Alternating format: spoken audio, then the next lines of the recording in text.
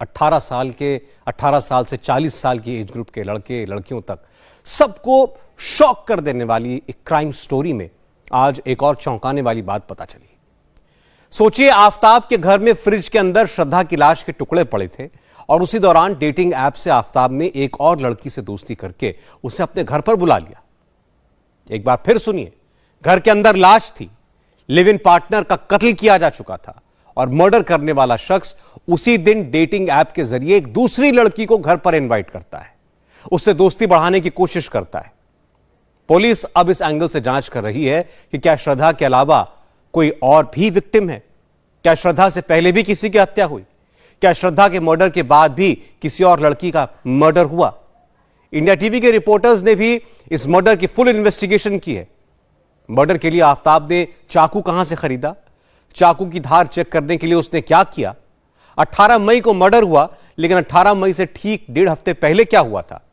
हैरान कर देने वाले खुलासे, चौंकाने वाली डिटेल्स इस रिपोर्ट में देखिए।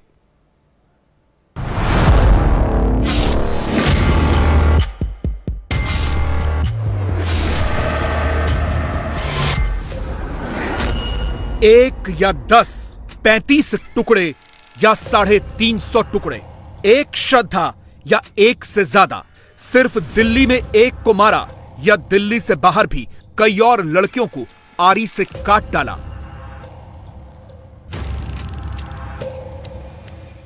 आफताब पूनावाला उर्फ हंगरी छोकरो कितनी लड़कियों के खून का प्यासा था। क्या इन्हीं जूतों को पहनकर उसने आरी या चाकू चलाया? क्या इसी लाल रंग के कंबल और सफेद रंग की चादर में लाश छिपाई? क्या इसी सेलोटेप से आफताब ने श्रद्धा के टुकड़े टुकड़े करने से पहले उसका मुंह बंद किया? क्या खून से सने फर्श को साफ करने के लिए हत्यारे ने इसी ब्लू रंग के वाइपर को हथियार बनाया? श्रद्धा के टुकड़े टुकड़े करने के लिए आफताब किस दुकान पर पहुंचा? दुकान पर पहुंचकर उसने क्या पूछा? कितना बड़ा चाकू खरीदा? कितने गार्बेज बैग खरीदे? आफताब ने चाकू की धार चेक की, हाथ में कट लगाया, खून निकला तो किस डॉक्टर के पास गया? वहां जाकर उसने क्या कहा? 18 मई को मर्डर, 19 मई को फ्रिज का ऑर्डर, बिल पर आफताब का नाम और फ्रिज खरीदने की तारीख। सबूत ये छतरपुर चौक के पास की ही एक दुकान से उसने एक चाकू खरीदा था। कितना बड़ा नाइफ खरीदा था, कुछ उसने बताया। लाउड वॉइस से बात कर रहा था और हाइपर और अग्रेसिव लग रहा था वो। आफताब उसका नाम है। उसने अपना मोबाइल नंबर यहां पर दिया हुआ है, अपना हाउस नंबर दिया हुआ है और ये 19 मई यानी कि 19 मई आज से करीब 6 महीने पहले का ये बिल है। जंगल में एक गहरी खाई भी है। इस गहरी खाई में भी उन बॉडी के टुकड़ों को डंप किया हो सकता है। ये देखिए, यहाँ से मैं जा रहा हूँ, यहाँ से भी आफताब जो है इन घने जंगलों में गया था। सवाल कई हैं, कुछ के जवाब मिल गए हैं, कुछ के अभी तक मिले नहीं हैं। साजिश इतनी बड़ी है कि इंटरनेट पर इस वक्त हर कोई बस आफताब पूनावाला का नाम ही सर्च कर रहा है। तो क्या श्रद्धा इकलौती नहीं थी? कई और लड़कियां थीं जिन्हें आफताब ने अपना शिकार बनाया। डेटिंग ऐप के जरिए इस हत्यारे ने कितनी लड़कियों को फंसाया, कहां कहां बुलाया, वो मुंबई में किन किन से मिला, दिल्ली में किस किस के टच में आया, पूरी डिटेल आगे देंगे। श्रद्धा के 35 टुकड़े करने वाले हत्यारे ने मर्डर का प्लान कैसे बनाया, कब बनाया, मर्डर का आइडिया उसे कहां से आया, पहले आपको ये बताते हैं। सूत्रों के मुताबिक आफताब ने पूछताछ में कबूल किया है कि 18 मई को दोनों के बीच झगड़ा हुआ था और झगड़े की वजह थी श्रद्धा का शक। आफताब दूसरी लड़कियों से भी बात किया करता था। यह बात श्रद्धा को पसंद नहीं थी, इसीलिए अक्सर दोनों में झगड़ा होता रहता था। 18 मई को भी बिल्कुल यही हुआ था। बस उसी वक्त आफताब ने तय कर लिया कि वो श्रद्धा की जान लेकर रहेगा। श्रद्धा का मर्डर कैसे करना है, मर्डर के बाद लाश कैसे गायब करनी है, हत्यारे को इसका आइडिया डेक्स्टर नाम की वेब सीरीज से आया जो उसने पहले से देख रखी थी। इस वेब सीरीज के एक सीन का स्क्रीनशॉट देखिए, कैसे चाकू इस सीन में दिखाया गया। आफताब ने वैसा ही चाकू खरीदा। सीन में दिखाया गया है कि लाश काटते वक्त चेहरे को कैसे ढकना है, आफताब ने यकीनन इसी को फॉलो किया होगा। मर्डर के बाद लाश को चाकुओं से काटकर कैसे गार्बेज बैग में रखनी है, वेब सीरीज के इस सीन को आफताब ने रियल में इनेक्ट किया। फ्रिज में बॉडी पार्ट्स रखने का आइडिया भी आफताब को इसी वेब सीरीज से आया। लाश को जंगल में कब और कैसे फेंकना है, यह भी आफताब ने इस वेब सीरीज से ही सीखा। इस बीच एक और चौंकाने वाला खुलासा हुआ है। श्रद्धा की हत्या की तारीख 18 मई थी, लेकिन आफताब ने कत्ल की साजिश 1.5 हफ्ते पहले से ही रच ली थी। और इसकी वजह थी श्रद्धा के अलावा दूसरी लड़कियों से आफताब के रिश्ते। सूत्रों के मुताबिक कत्ल से 1.5 हफ्ते पहले आफताब किसी और लड़की से फोन पर बात कर रहा था। यह देखकर श्रद्धा काफी नाराज हुई थी और दोनों की आपस में लड़ाई भी हुई। आफताब ने उसी दिन मर्डर का प्लान बना लिया था, लेकिन अचानक श्रद्धा इमोशनल हो गई, रोने लगी और यह देखकर आफताब पीछे हट गया। लेकिन 18 मई को उसने मर्डर ही कर दिया। अब जो उसने पुलिस पूछताछ में खुलासा किया है वो ये कि आफताब के संबंध जो हैं कई और लड़कियों से भी थे, कई और उसकी भी गर्लफ्रेंड थी, जिसको लेकर श्रद्धा के को जो है उस पूरे मामले की जानकारी हो गई थी। वो उसको बार बार टोकती थी, वो ऐतराज जताती थी कि वो दूसरी लड़कियों से बात ना करे, जिसकी वजह से जो आफताब है वो श्रद्धा पर गुस्सा होता था। उन दोनों के बीच में लड़ाई होती थी, कई बारी उन दोनों के बीच में हाथापाई भी हुई। आफताब एक शेफ था, क्या चॉप करना है, कैसे चॉप करना है, उसे अच्छी तरह से आता था। उसकी इस फेसबुक पोस्ट से एक हिंट मिल जाता है। चूंकि आरोपी खानसामे यानी शेफ की ट्रेनिंग ले चुका है, इसलिए उसे इस बात की पूरी जानकारी थी कि किस चीज के टुकड़े कैसे किए जाते हैं, उसे लंबे समय तक स्टोर करके कैसे रखा जाता है। श्रद्धा की निर्मम हत्या के लिए सबसे पहले उसे एक धारदार चाकू की तलाश थी और उसकी ये तलाश इस दुकान पर जाकर पूरी हुई। आफताब को चाकू बेचने वाले दुकानदार ने उस दिन की minute to minute detail India TV संवाददाता को दी है। बड़ी बात यह कि अब तक पुलिस उस हथियार को रिकवर नहीं कर पाई है जिससे बताया जा रहा है कि उसने श्रद्धा के बॉडी के टुकड़े किए थे। लेकिन आफताब ने पुलिस को एक स्टेटमेंट दिया और स्टेटमेंट में यह बताया कि छतरपुर चौक के पास की ही एक दुकान से उसने एक चाकू खरीदा था, जिससे उसने इस हत्याकांड को अंजाम दिया। उसकी निशानदेही पर पुलिस जब इस दुकान पर पहुंची, दुकान के ऑनर से क्या कुछ बातचीत हुई, उनसे बातचीत एक बार करने की कोशिश करेंगे। सर, क्या नाम है आपका? मेरा नाम सुदीप सचदेवा है। सुदीप, आपकी किस चीज की दुकान है और कब पुलिस ने आपसे संपर्क साधा, क्या कहकर? मेरी किचन क्रॉकरी अप्लायंसेस की शॉप है और पुलिस मेरे पास परसों आई थी और परसों उन्होंने इसलिए आई थी क्योंकि आफताब ने बयान दिया है कि यहाँ से उसने चाकू और गार्बेज बैग खरीदे थे। तो क्या पता लगा जब यहाँ पर पुलिस आफताब को भी लेकर आई थी? आफताब को भी लेकर आई थी। क्या बताया आफताब ने? यहाँ पर क्या पूछताछ हुई? आफताब ने ये बताया कि मैंने 5-6 महीने पहले आके यहाँ से एक नाइफ खरीदा था और गार्बेज बैग खरीदा था। इनके जो डोमेस्टिक यूज के लिए यानी कि जो नॉर्मल घरों में रसोई में जो चाकू इस्तेमाल किए जाते हैं, उस तरीके के चाकू इस स्टोर के अंदर ये रखते हैं। तो ये भी स्टेटमेंट दिया है कि उसने जो चाकू खरीदा उससे उसने पहले टेस्ट किया अपने हाथ पे, उसके कट लग गया, फिर उसने बगल के अस्पताल में पट्टी करवाई। टेस्ट नहीं करा, उसको चाकू ले जाते हुए उसने उसको किसी तरीके से चाकू लगा, उसने बैग में डाला, शायद उसको हाथ पे लग गया। फिर साथ में एक हॉस्पिटल है, वहां पे उसने अपना थोड़ा सा जो भी बेसिक ट्रीटमेंट होता है वो कराया।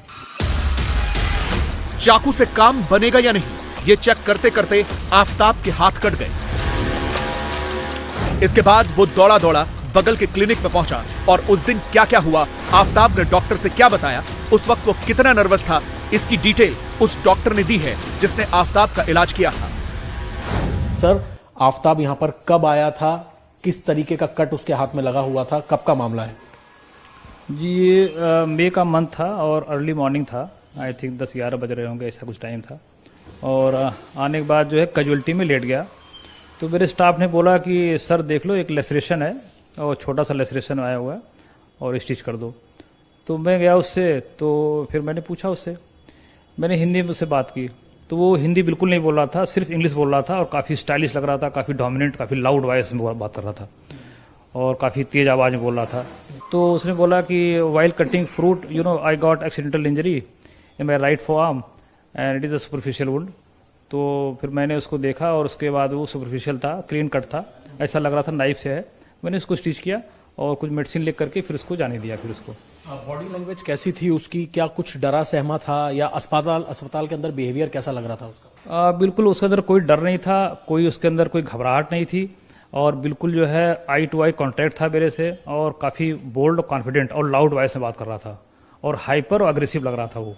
हाइपर एग्रेसिव वो लग रहा था। जब वो हॉस्पिटल में आया तो अमूमन जैसे पेशेंट्स आकर बैठते हैं, वेट करते हैं, उसका क्या लैंग्वेज? बॉडी लैंग्वेज में काफ़ी अग्रेशन था, काफ़ी टाइट जैसे बात कर रहा था, जैसे बिल्कुल एकदम स्ट्रांग बात कर रहा था, खड़े होकर बात कर रहा था, बिल्कुल टाइट, बिल्कुल कोई ऐसा नहीं था कि लग रहा था कि हाँ नर्वस है, घबराया हुआ है, कुछ ऐसा हुआ है, ऐसा बिल्कुल नहीं लग रहा था, बिल्कुल। चाकू का इंतजाम हो गया, आफताब के जख्मों पर मरहम भी लग गया। मर्डर के बाद लाश के टुकड़े टुकड़े करने के बाद का प्लान इसके बाद बना।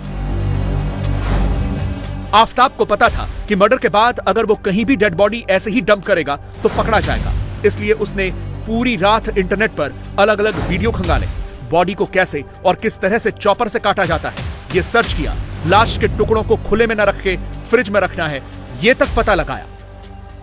और फिर मर्डर के अगले दिन यानी 18 को आफताब लाश के टुकड़े टुकड़े करता है और 19 मई को जाकर नया फ्रिज लेकर आता है ताकि लाश को उसमें कई दिनों तक रख सके।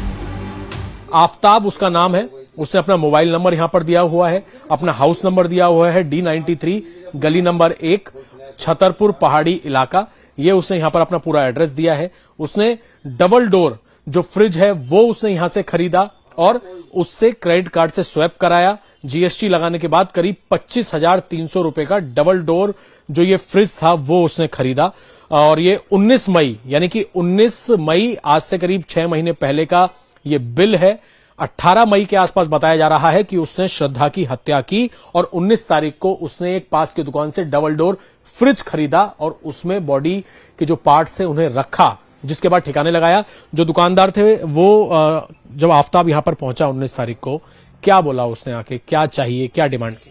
सर नॉर्मल कस्टमर की तरह ही आया, बोला हमें रेफ्रिजरेटर चाहिए, हम तो नॉर्मल कस्टमर की तरह डील किया, उसको फ्रिज दिया। किस तरीके का फ्रिज उसने मांगा? बड़ा फ्रिज मांगा या उसने अपनी रिक्वायरमेंट क्या बताई? उसने डबल डोर के फ्रिज के लिए बोला था। हाँ वही डबल डोर का फ्रिज लेके गया वो। तो देखिए ये डबल डोर फ्रिज है, काफी बड़ा साइज उसने ऑर्डर किया। यहां पर आप देख सकते हैं कितने लीटर का होगा ये फ्रिज? ये 260 लीटर का। नीचे का एरिया आप देख सकते हैं काफी ज्यादा है, और अगर हम इसका आपको फ्रीजर का एरिया दिखाएं तो उसमें भी काफी ज्यादा स्पेस है। उसने आकर यहां पर इस फ्रिज को ऑर्डर किया। श्रद्धा के 35 टुकड़े करने के बाद भी आफताब रुका नहीं। वो किसी की पकड़ में ना आए, किसी को उस पर जरा भी शक न हो, इसके लिए वो श्रद्धा की इंस्टाग्राम आईडी से लगातार कत्ल के बाद भी खुद ही पोस्ट डालता जा रहा था। इस दौरान एक और चौंकाने वाली बात हुई। श्रद्धा वॉकर की हत्या के बाद आफताब अपनी एक दूसरी गर्लफ्रेंड को कमरे पर लेकर आया। दोनों उसी कमरे में रुके जहां आफताब ने श्रद्धा की लाश के टुकड़ों को फ्रिज में छिपा कर रखा था। आफताब सोता भी उसी कमरे में था जहां उसने श्रद्धा की हत्या करके शव को टुकड़ों में काटा था। रिपोर्ट्स के मुताबिक फ्रिज में रखने के बाद वो उसका चेहरा हर रोज देखता था। 18 दिनों तक वो इन्हीं टुकड़ों के साथ रहा। उसी फ्रिज से ही खाने पीने का सामान भी निकालता और रखता था। और श्रद्धा के बॉडी पार्ट्स को ठिकाने लगाने के बाद आफताब ने फ्रिज की सफाई भी की थी। किसी को कमरे के आसपास आने देना तो दूर, आफताब डोरबेल तक नहीं बजाने देता था। जब मैं आया था तो मतलब कि बेल बजाया था तो उसने खोला था गेट मेरा। गेट खोलने के बाद जो है से उसने बोला कि भाई मेरा बेल नहीं बजाना बस, और मैं अपना रूम में चला आया। तो आपने किस लिए बेल बजाया था? गेट बंद था ना, मेन गेट बंद था तो गेट बेल बजाया था खोलने के लिए। अच्छा, ऊपर की बेल बजाई थी? हाँ, जैसे फर्स्ट है सेकेंड है ना, तो फर्स्ट वाले ने मैं बजा दिया था उसका बेल। तो आया था, उसने खोल दिया था और चले गए थे। और निकलता भी तो वो खाना लेने के लिए 11 बजे 10 बजे खाना उसका आता था जोमेटो से, बस वो खाना लेकर के और चला जाता था रूम में। खाना लेने के लिए डेली जोमेटो से मंगाता था या कभी-कभार? मतलब कि हाँ, खाना तो उसका डेली आता था जोमेटो से। जोमेटो से डेली खाना आता था? हाँ, ऑनलाइन। अलग अलग थ्योरी चल रही है क्योंकि दिल्ली पहुंचने के 10 दिन बाद ही कत्ल हो गया। तो क्या मुंबई में रहते हुए ही आफताब ने श्रद्धा की हत्या का प्लान बना लिया था और दिल्ली मर्डर के इरादे से ही आया था? इसका जवाब श्रद्धा के एक दोस्त ने दिया है, जिसे श्रद्धा ने खुद बताया था कि आफताब उसे मार डालेगा। आफताब को देखकर समझ में नहीं आया कि वो इतना बड़ा क्रिमिनल हो सकता है। उसने बताया था कि आफताब वॉयलेंट होता है, वो हाथ उठाता है उसके ऊपर। तो शुरुआत में मेरे ख्याल से वो कुछ कारण हो सकता है जो कि हमको बताया गया। ऐसा कई बार मतलब मैसेजिंग के जरिए या फिर चैट के जरिए, कॉल के जरिए, ऐसा लगे बार बार इस तरह की घटनाएं श्रद्धा के साथ होती हैं। अब बिहेवियर में उसके चेंजेस दिखने लग गए थे, तो फिर जाहिर सी बात थी कि हम बहुत अपफ्रंट होके नहीं पूछ सकते हैं सभी चीज़ें, लोगों का पर्सनल मैटर होता है। लेकिन श्रद्धा ने बताया था कि उसको वो इस रिलेशनशिप से बाहर आना चाहती है। श्रद्धा में जो बदलाव है वो हमें दिख रहा था, पर हम दोस्त के नज़रिए से देख रहे थे, हम इसमें धर्म को नहीं देख रहे थे। लेकिन मुझे अब लगता है, आज मुझे लगता है कि आफ्ताब का बैकग्राउंड प्लीज चेक किया जाए, जाना जाए कि वो एग्जैक्टली किन लोगों के साथ में उठता बैठता था, किन के साथ संपर्क में था। वो हो सकता है कोई एक बहुत पेशेवर क्रिमिनल या फिर हो सकता है टेररिस्ट भी हो, क्योंकि 35 टुकड़े आप एक आम इंसान नहीं कर सकता। इस पूरे मामले में जो सबसे सनसनीखेज चीज सामने आ रही है वो ये है कि आफ्ताब के सिर्फ श्रद्धा से नहीं, कई और लड़कियों से संबंध थे और वो सारी की सारी लड़कियां दूसरे समुदाय से ताल्लुक रखती हैं। तो क्या ये सीधे सीधे लव जिहाद का मामला है? ये श्रद्धा की जो घटना घटी है, ये हजारों श्रद्धा की शहादत हो चुकी है, लाखों श्रद्धा की शहादत हो चुकी है भारत के अंदर। ये एक षड्यंत्र के रूप में देश के अंदर ये चल रहा है। पहले पाकिस्तान के अंदर आपने देखा कि मंडपों पर से भी बेटियां उठने लगी, गुरुद्वारे से बेटियां उठने लगी, और अब हिंदुस्तान में भी लाखों करोड़ों श्रद्धा की शहादत हो चुकी है। ये एक षड्यंत्र है। आगे बढ़ते हैं। अब आजम खान ने अपनी सीट किस कैंडिडेट को दी है? रामपुर उपचुनाव के